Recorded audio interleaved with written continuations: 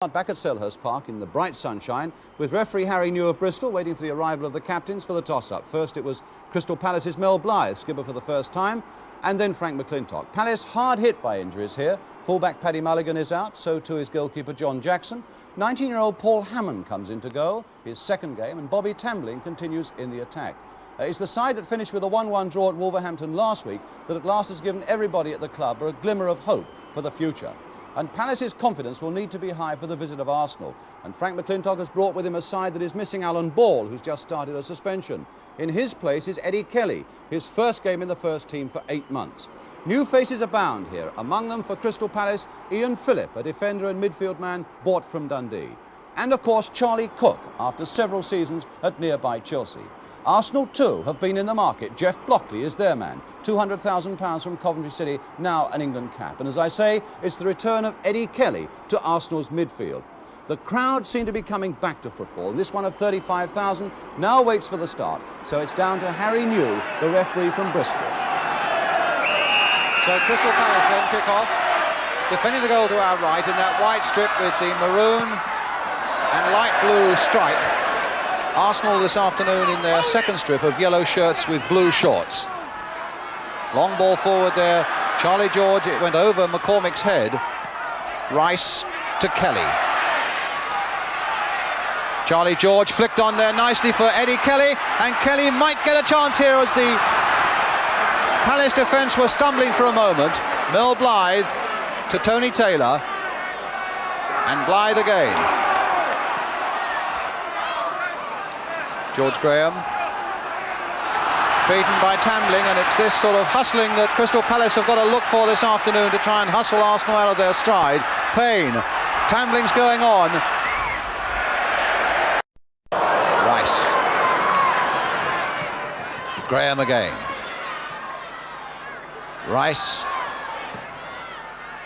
Charlie George going for it, that was his header. Oh, and there was a misunderstanding there. Radford has got time to tee it up. And a handball, and he could do nothing else by Hinshelwood on the line, and that's going to be a penalty.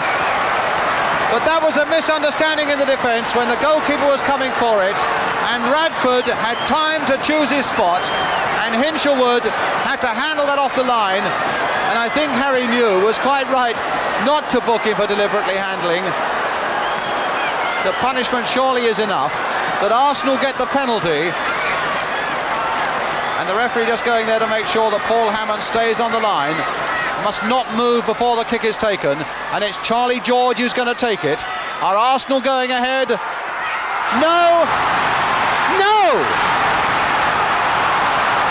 Yes, the goal has been given. That must have fractionally cost the line. That must have fractionally cost the line. The whole of the ball must be across the line. Harry New, the referee, looked at his linesman, and the linesman had his flag pointing towards the middle. And so Paul Hammond in that Crystal Palace goal, who looked as though he'd somehow kept it out after the ball had hit the post, couldn't stop Charlie George from forced into that situation by the running of David Payne. And the crowd now beginning to build up again behind Crystal Palace. Tambling looks as though he might try and in-swinger with that left foot. Blythe right in there, Craven in there, and a goal!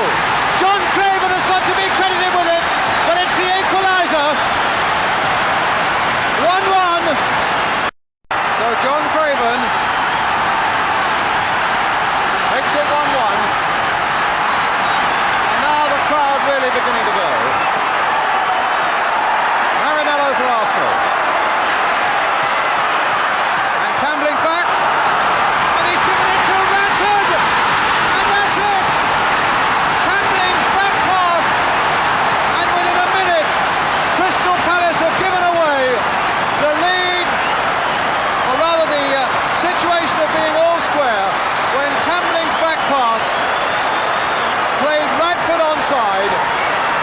And he made no mistake.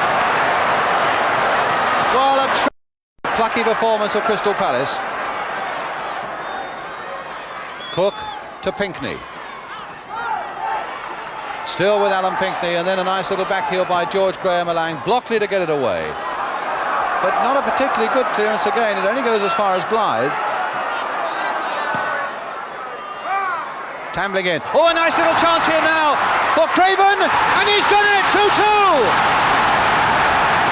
2-2.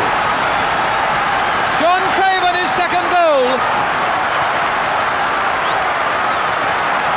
Flicked on very nicely for him, and Tambling had a big part in it, and he'll feel better for that, leaving Craven the chance to plant it wide of Jeff Barnett, and 2-2 is the score. So it really now becomes quite a derby game as Radford takes another long throw. Out as far as Kelly. And now for McNabb. Turned in again. And Rice. Yes! Pat Rice! Palace thought he was offside. And they're going to hound the referee. They are arguing with the referee. And they're persuading him to go and have a word with the linesman.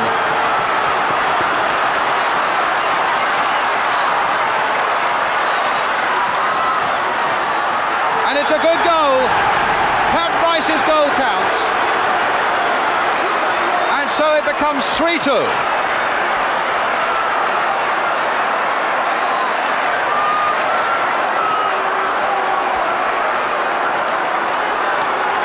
So twice in this magnificent second half we've had Crystal Palace clawing their way magnificently back into the game. And that's the end of a very fine second half in the derby game, which brings a victory for Arsenal in spite of 2 goals for Crystal Palace by John Craven, who fought so hard. Charlie George with a penalty that set Arsenal on their way. John Radford added a second one after that bad back pass, and Pat Rice scored the winner for Arsenal.